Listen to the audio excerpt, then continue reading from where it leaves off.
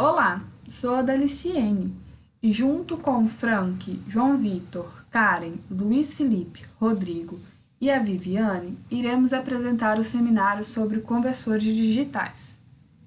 Iremos apresentar os seguintes tópicos: conversores de dados, conversores digital para analógico, resolução analógico digital e precisão, tempo de conversão e Alexa-Sync. O que é a conversão digital analógico? É um processo em que o valor representado em código digital é convertido em tensão ou corrente proporcional ao valor digital. A motivação para se converter sinais analógicos em digitais se dá principalmente por questões de processamento, visto que processar sinais digitais é mais rápido e melhor quando analisado em questões de armazenamento. Está representado na figura 1 um sistema contendo o amostrador retentor, responsável por recolher amostras do sinal de entrada, o ADC, conversor analógico para digital, em que converte a informação analógica da amostra, tem-se o processamento digital, onde é implementada a função pretendida, e, por fim, o conversor digital analógico DAC.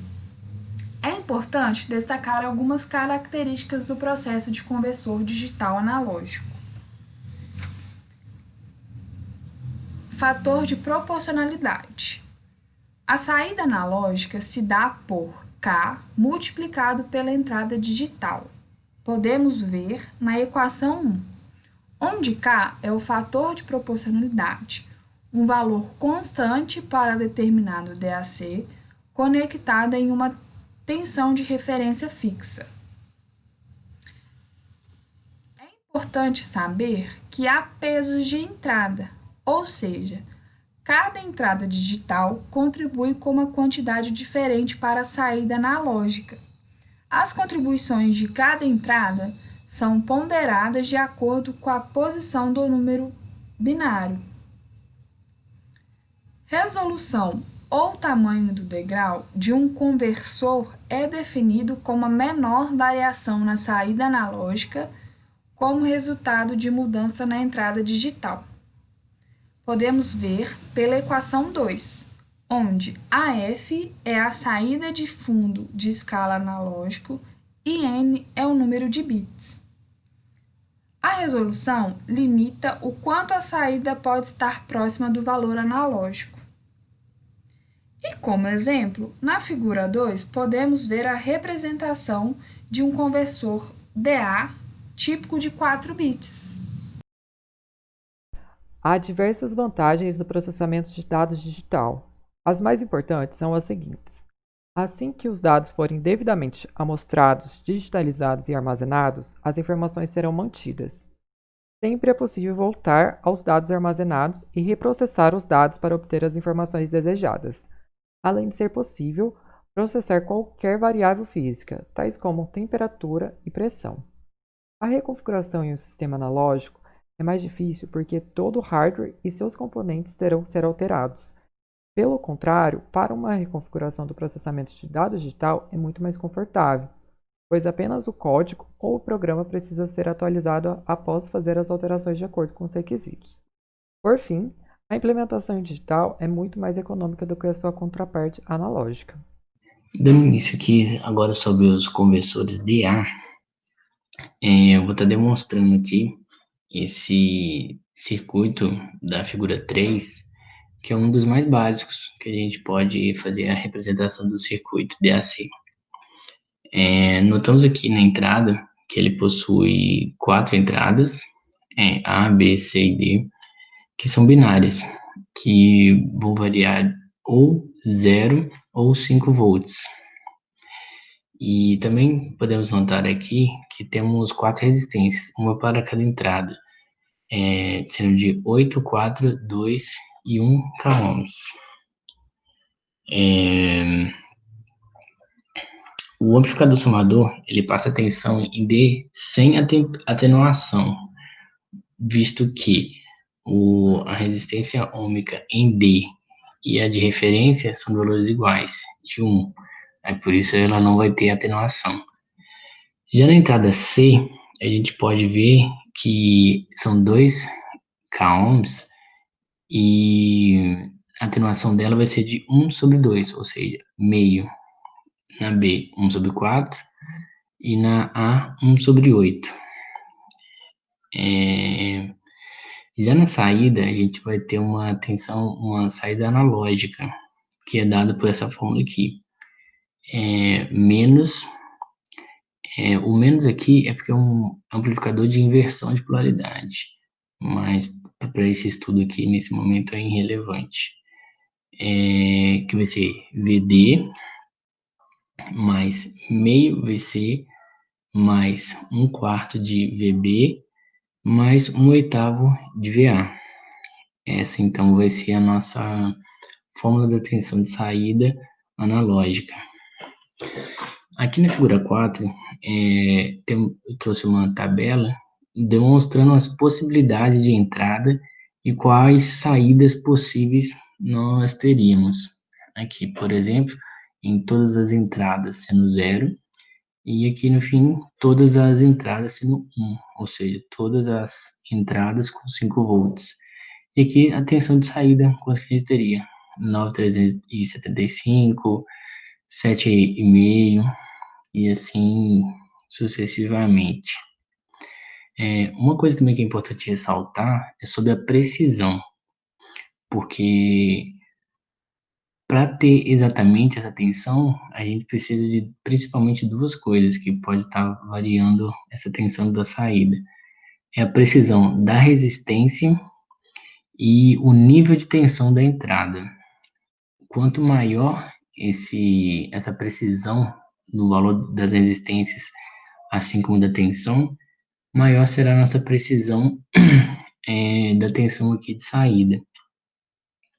Outro ponto também que vale ser ressaltado é quanto à resolução desse amplificador.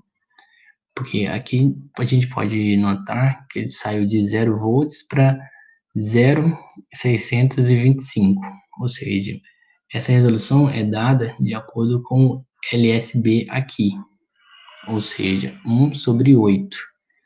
E sucessivamente a tensão vai aumentando com essa resolução. Bom, e aqui na figura 5 mostra um esquema básico para estar gerando uma corrente de saída analógica proporcional.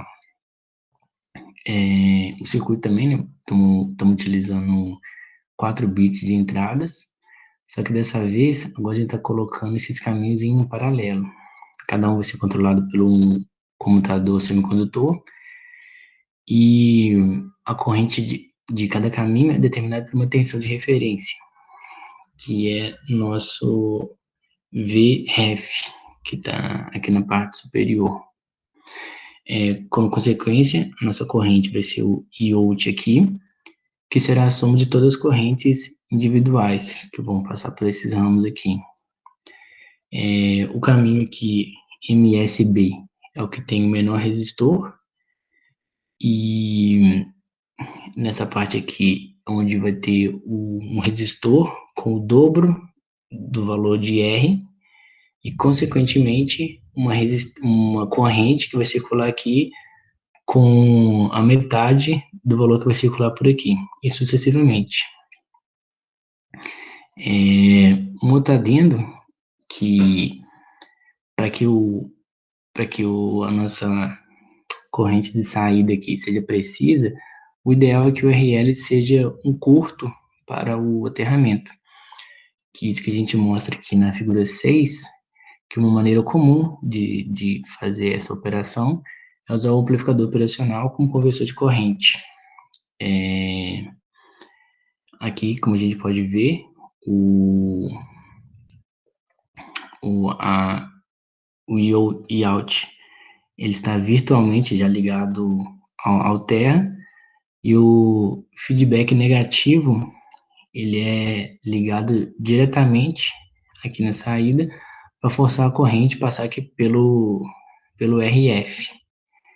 E com isso, a tensão de saída aqui, o Vout, vai ser a corrente, IOUT, vezes o valor dessa resistência.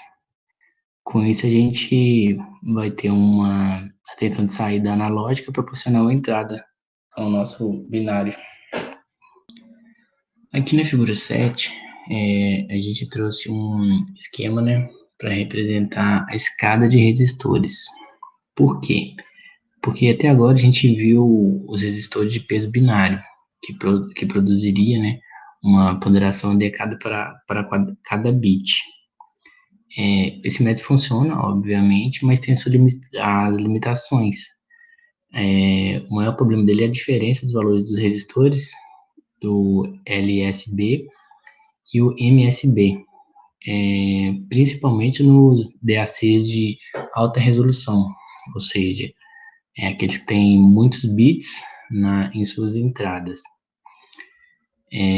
Aí, para resolver esse problema, um dos circuitos mais utilizados e que satisfaz esses requisitos é esse que a gente trouxe, que é o Red Ladder, que é também chamado de R sobre 2R, onde as resistências só assumem dois valores, 2R ou R. Como a gente consegue ver aqui, que todas essas que foram utilizadas possuem apenas esses valores. E a saída aqui, o IOUT, ele depende da posição das quatro chaves. Tanto aqui, tanto essa também. E a corrente pode fluir através do conversor de corrente para a tensão e para desenvolver, né, a tensão de saída. E aqui também foi demonstrado a expressão que a tensão de saída é igual a tensão de referência sobre 16 vezes o B. Assim como qualquer outro eletrônico, a gente tem uma grande gama de variedades disponível no mercado. Então, para a gente encontrar aquele componente mais adequado para nossa aplicação, a gente descreveu aqui algumas especificações e dados que devem ser observados, né, antes da compra para o seu equipamento, para sua aplicação, né? A primeira coisa é a resolução, que a gente até mencionou anteriormente, que está ligado diretamente com o número de bits. E vale lembrar que, por exemplo, se o DAC ele tiver 10 bits de resolução, ele tem uma resolução mais fina que o DAC que ele tem 8 bits apenas. Ou seja, ele tem uma resolução mais fina, quer dizer que é menor. Outro dado também é a precisão. Existem duas maneiras, né, para a gente estar avaliando essa precisão. Os mais comuns são chamados de erro de escala total e o erro de linearidade, que normalmente são expressos por uma porcentagem da saída da escala e do conversor. O erro da escala total vai ser o desvio máximo da saída do DAC e do seu valor, o valor esperado, né, o ideal. Uma coisa também relevante a ser considerado é o erro de compensação, porque idealmente, se você está tendo uma entrada com zero, todas as entradas zeros, a saída esperada é que seja 0 volts também. Isso idealmente, né? Mas na prática, sempre vai ter uma tensãozinha muito pequena ali que vai estar saindo, que é até mostrado aqui na tabela. Se você tiver chegando com todos os sinais com zero, o ideal seria que fosse zero também, mas acaba tendo uma tensãozinha, nesse caso aqui que a gente exemplificou, de 2 milivolts. E aqui também para exemplificando para outras possíveis entradas. Outro dado relevante para a gente averiguar antes da compra do componente é o tempo de acomodação, que é basicamente a velocidade da operação do DAC e é geralmente especificada dado pelo tempo de acomodação. É o tempo necessário para que a saída vá de zero até a escala completa. alterando todas as entradas todas as entradas, né, de 0 para 1. E, por fim, é a monotonicidade. E o DAC ele é considerado quando a saída aumenta conforme a entrada binária e é incrementada de um valor para o mais próximo. Bom, agora dando continuidade à apresentação, eu trouxe aqui um exemplo sobre a conversão digital analógica de um modelo de resistores ponderados. Este é o mesmo modelo apresentado anteriormente, mas agora é um caso específico, onde as entradas digitais A, B, C e D correspondem a 1, 0, 1, 0, respectivamente. A tensão digital é equivalente a 5 volts e a resistência a 8 kΩ. Para realizar a conversão, utilizamos essa seguinte fórmula, onde a tensão analógica é igual a RF, que é a resistência ligada acima do ampliop, multiplicado pela tensão digital e dividido pela resistência. Também precisamos dos valores digitais de cada um dos terminais, multiplicado pelo um termo 2 elevado a n-1, onde este n corresponde ao número de terminais. Substituindo os valores na equação, obtemos menos 6,25 volts. Bom, agora iremos falar dos conversores analógicos para digitais. Mas o que é um conversor AD, né? Um conversor analógico para digital, ele é um dispositivo eletrônico capaz de gerar uma representação digital a partir de uma grandeza analógica. Em outras palavras, ele converte esses sinais analógicos condicionados em um fluxo de dados digitais, para que o sistema possa receber e processá-los para exibição. Para exemplificar melhor isso, a figura 9 apresenta um sensor, um conversor AD e um computador. No caso do sensor, ele gera um sinal analógico, passando esse sinal do sensor para um conversor, onde esse sinal vai ser convertido em um sinal digital, e assim chegando no computador, que receberá esse sinal digital. Mas também vale ressaltar que o processo de conversão AD ele não é tão simples assim. Geralmente ele é mais complexo e demorado que um processo digital analógico, pois existem muitos métodos diferentes que foram desenvolvidos ao longo do tempo. Então, para chegar num método de conversão específico, precisa esse circuito ser analisado e examinado com mais detalhes. Bom, agora nós iremos descrever o modelo geral de funcionamento de um conversor AD, né? Existem vários tipos de conversores ADs que em seus circuitos eles utilizam conversores DAs. No caso da figura 10, onde ela apresenta o diagrama de blocos de uma classe de conversor AD, que utiliza um DA. Nessa figura, a operação, para ela iniciar, ela é fornecida por um sinal de entrada, que no caso seria o clock. A unidade de controle, como vocês podem ver, ela contém dentro dela um circuito lógico que gera uma sequência adequada de operações em respostas ao comando start, ou seja, ele é acionado. Assim, ele inicia a conversão do processo. Já o comparador, que no caso é o ampliop, ele tem duas entradas analógicas e uma saída digital, que ela muda de estado. Isso, no caso, só depende da entrada analógica, no caso, a entrada que é maior. Então, para resumir o conceito do exemplo da figura 10, primeiro, o pulso, no caso, o comando start, inicia a operação. Segundo, uma taxa determinada pelo clock, no caso, a unidade de controle, ela modifica o sinal que é dado pelo clock e ela transforma isso, no caso, em um número binário e leva isso para o registro. Após feito isso, esse número binário que está no registro, ele é convertido em uma tensão analógica, onde a gente pode chamar essa tensão, como vocês podem ver aí a setinha, de VAX. E essa conversão acontece pelo conversor DA. A partir daí, o BAX ele vai para a entrada do comparador, aonde o comparador compara BAX com VA. Caso o VAX tenha uma tensão baixa e VA continue alta, a saída, no caso, que é uma saída digital, ela permanece com nível lógico alto, no caso 1.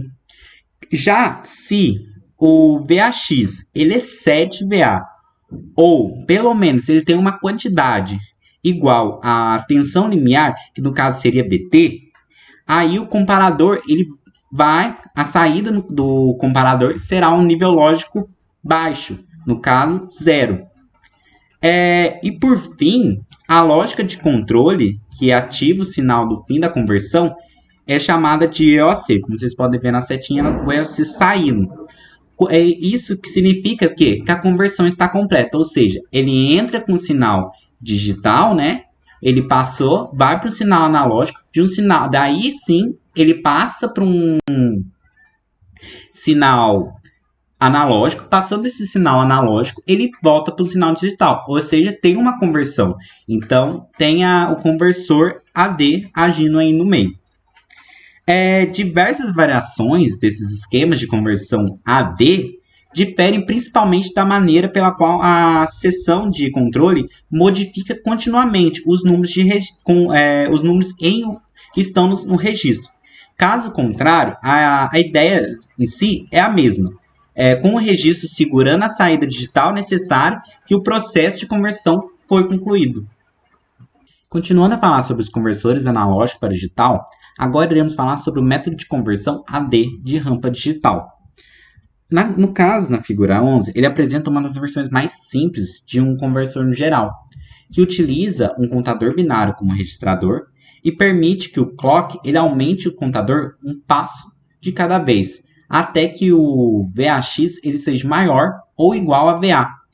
O nome desse processo é chamado de rampa digital, porque a forma de onda que VAX faz é uma rampa passo a passo, na verdade uma escada, como vocês podem ver na figura 11b. Esse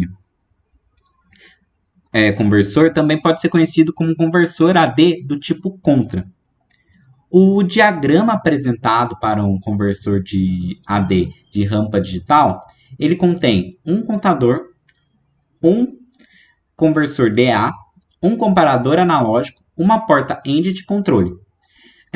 O comparador ele serve como um sinal de fim de conversão. E se assumirmos que VA tem uma tensão analógica a ser convertida e é positiva, a operação prossegue conforme um outro processo, que no caso seria que o pulso do start, do início, é aplicado para redefinir o contador para o 0. O nível lógico alto na partida também inibe que os pulsos do clock de passar para a porta END e para o contador. Com todos os zeros em suas entradas, a saída do conversor DA será VAX igual a 0.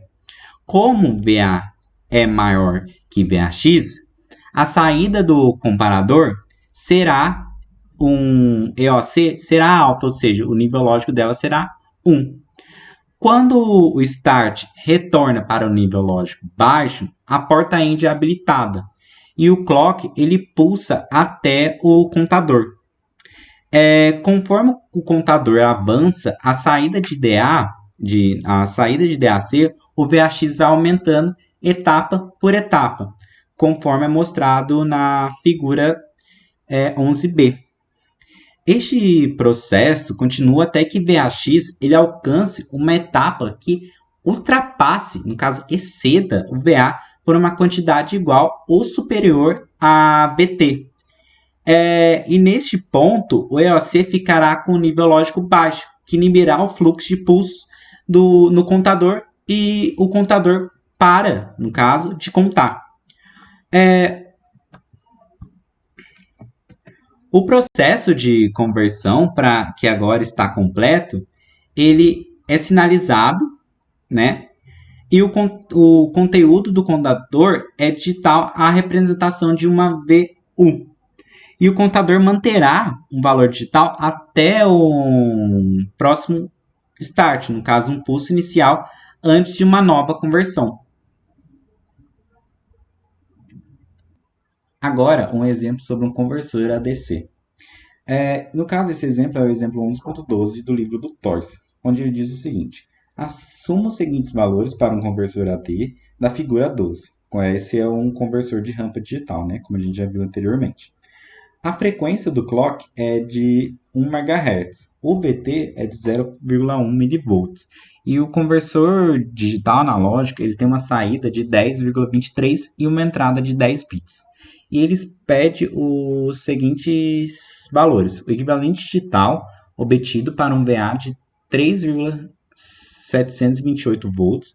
No caso, ele pede um número binário, né? Tipo assim, dá número de etapas. Ele pede o número binário do número de etapas que esse conversor vai fazer durante o seu processo.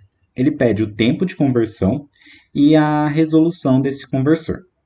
Então, na letra A, primeira coisa que a gente tem que fazer é ver pegar os dados do DA, no caso do conversor digital analógico. Ele apresenta uma entrada de 10 bits e uma saída de 10,23 volts. Assim, com esses números, é possível dar os seguintes dados: que 2 elevado a 10 menos 1 é igual a 1023. A partir desse valor, então, portanto, a gente pode determinar o número de passos, que seria o valor da saída, 10,23, dividido por 1023, que daria um valor de 10 milivolts, ou seja, o VAX ele aumenta em intervalos de 10 milivolts. Pegando esse valor que a gente tem de 10 milivolts e também os valores de VA, que é igual, que ele deu, de 3,278 volts, e um VT de 0,1 milivolts, e um VAX. Então, a gente tem que determinar que o VAX ele deve atingir esse valor aproximadamente 3,7281 volts, para ele ser maior para assim o circuito o nível lógico baixo. Então, isso requer que a gente pegue esse valor, ou seja, um valor maior que VA, e divida isso pelo número do intervalo, que seria 10 milivolts. Assim, a gente terá 373 etapas, ou seja, para o VAX ultrapassar o VA, ele terá que fazer isso durante 373 vezes até ele conseguir isso. Agora, tendo esse valor da etapa, a gente vai fazer uma conversão desse valor para um número binário, que no caso seria qual é apresentado aqui, 0101110101. No caso, esse é o equivalente digital desejado de VA, conforme produzido pelo esse conversor AD. Agora, na letra B, ele quer saber o tempo. No caso, foram 373 etapas para iniciar a conversão. Ou seja, foram necessários 373 pulsos do clock. Convertendo esses pulsos para milissegundos, teremos que a conversão será 3,73 microsegundos. Ou seja, esse é o tempo necessário para a conversão iniciar, né? E por último, aí ele quer saber a resolução desse conversor, que no caso é o tamanho do passo do equivalente que o DA dá, que o conversor DA é de 10 milivolts. Expressos isso em porcentagem, ou seja, essa resolução desse conversor ele vai demorar cerca de 0,1% para se começar essa conversão, entendeu? E é isso. Resolução analógica digital e precisão. Em qualquer tipo de medida, é muito importante entender os erros associados. Uma fonte inevitável de erro no método rampa digital é que o tamanho do passo ou a resolução interna do conversor digital analógico é a menor unidade de medida. A tensão de saída, VAX, é uma forma de onda em escada que sobe em formas discretas até exceder a tensão de entrada, VA. Ao fazer o tamanho do passo menor, é possível reduzir o erro potencial, mas sempre haverá uma diferença entre a quantidade real, analógica, e o valor digital atribuído a ela.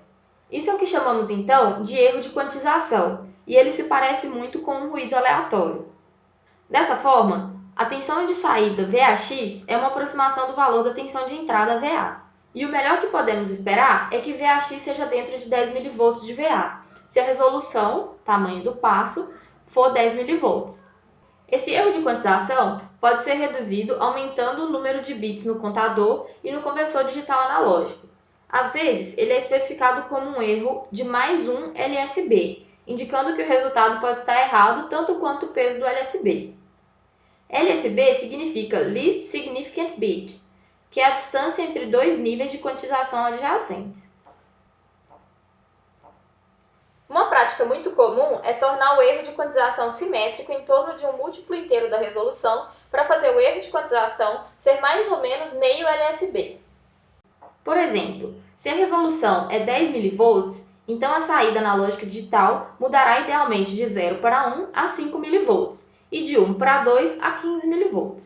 O valor nominal 10 mV, que é representado pelo valor digital de 1, idealmente está sempre dentro de 5 mV, meio LSB, da tensão real de entrada.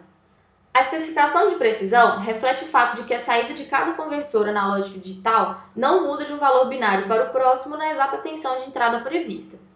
Algumas mudanças em tensão são ligeiramente mais altas do que o esperado e algumas ligeiramente mais baixas. A imprecisão e a inconstância são devidos a componentes imperfeitos, como, por exemplo, resistores de precisão, comparadores ou interruptores de corrente. A precisão pode ser expressa como uma porcentagem da escala completa, assim como para os conversores digital analógico, mas é mais comumente especificado como mais ou menos N LSB, onde N é um valor fracionário ou 1. Por exemplo, se a precisão for especificada como mais ou menos 1/4 de LSB, com resolução de 10 mV e assumindo que a saída deve mudar, idealmente, de 0 para 1 a 5 mV, então nós saberemos que a saída pode mudar de 0 para 1 em qualquer tensão de entrada entre 2,5 e 7,5 mV. Nesse caso, nós teríamos então certeza de que qualquer tensão entre 7,5 e 12,5 mV definitivamente produziria um valor 1. No entanto, no pior caso, a saída do binário 1 pode representar um valor nominal de 10 mV com uma tensão aplicada real de 2,5 mV, um erro então de 3/4 de bit, que é a soma do erro de quantização e da precisão. Tempo de conversão TC. O tempo de conversão é mostrado na figura 13 como um intervalo de tempo entre o final do pulso de início e a ativação da saída EOC. O contador começa a contar a partir de 0 e continua até que a tensão de saída VAX exceda a tensão de entrada VA, ponto no qual o EOC fica baixo para poder finalizar o processo de conversão. Deve ficar claro, então, que o valor do tempo de conversão, TC, depende da tensão de entrada VA. Um valor maior vai requerer mais etapas antes que a tensão de saída exceda a tensão de entrada VA. O tempo máximo de conversão vai ocorrer quando a tensão de entrada VA estiver logo abaixo da escala completa para que a tensão de saída VAX vá para a última etapa para ativar o EOC. Para um conversor N-bit, teremos então que o tempo de conversão máximo é igual a 2 elevado a n menos 1 ciclos de clock. Às vezes, o tempo médio de conversão é especificado, e ele é a metade do tempo máximo de conversão. Para um conversor de rampa digital, teremos então que ele será igual a um tempo de conversão máximo dividido por 2, que é aproximadamente 2 elevado a n menos 1 ciclos de clock. A principal desvantagem do método de rampa digital é que o tempo de conversão essencialmente vai dobrar para cada bit adicionado ao contador, de modo que a resolução pode ser melhorada apenas ao custo de um tempo de conversão mais longo.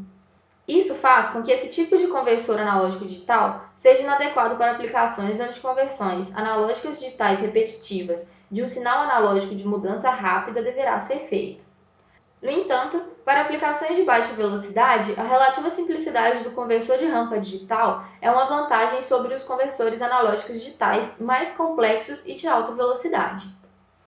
Então, agora falando um pouquinho do fenômeno chamado aliasing, Ele também pode ser chamado como alias ou falseamento, e ele é um fenômeno que ocorre na digitalização e interfere na reconstrução de sinais analógicos.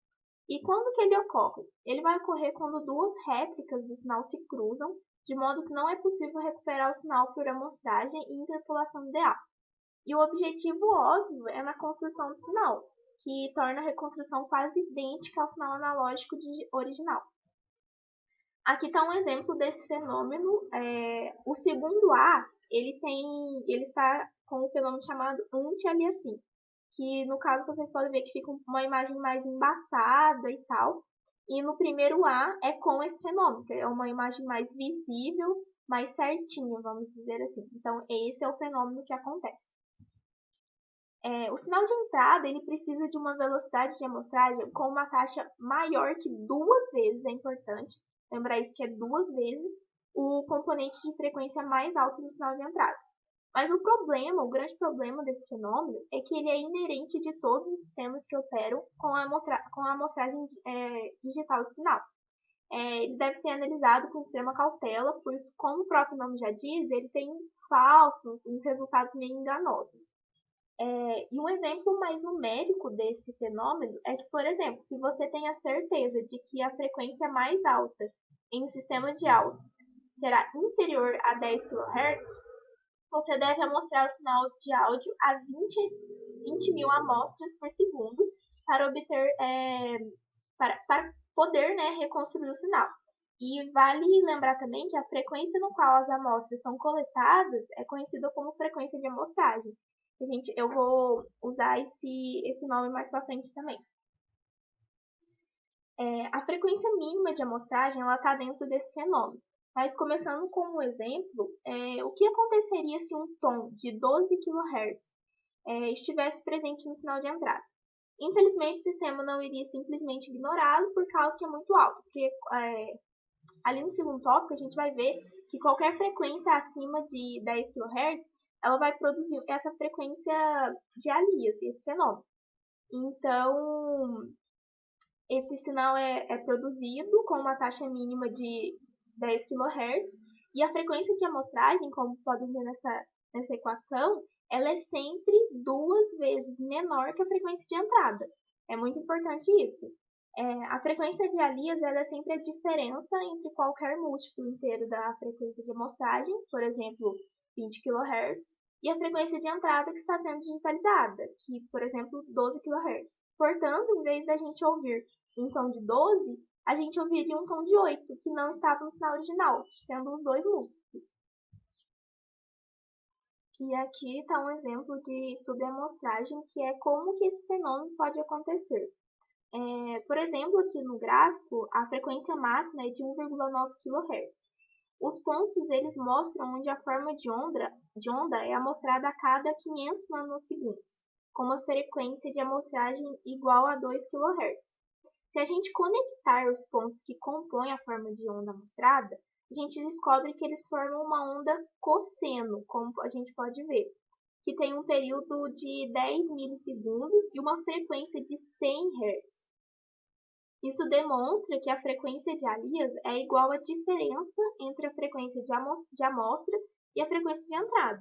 Então, se a gente pudesse ouvir essa saída, o que resulta esses dados, não soaria como 1,9 kHz, simplesmente soaria como 100 kHz. Mas o problema com essa subamostragem, que a frequência de amostragem tem que ser 2 vezes menor que a frequência de entrada, é que o sistema digital ele não tem ideia de que realmente havia essa frequência mais alta de entrada. Então, ele simplesmente faz uma amostra da entrada e armazena esses dados. E quando ele reconstrói o sinal, que é a frequência de 100 Hz que está presente, e o 1,9 kHz, que é o original, está ausente, o sinal reconstruído não soa o mesmo. Então, é por isso que um sistema de aquisição de dados ele não deve permitir que haja frequências maiores que a metade da frequência de amostragem seja colocada na entrada. Então, essas foram as nossas referências que a gente utilizou para estar realizando esse trabalho. E muito obrigada pela atenção.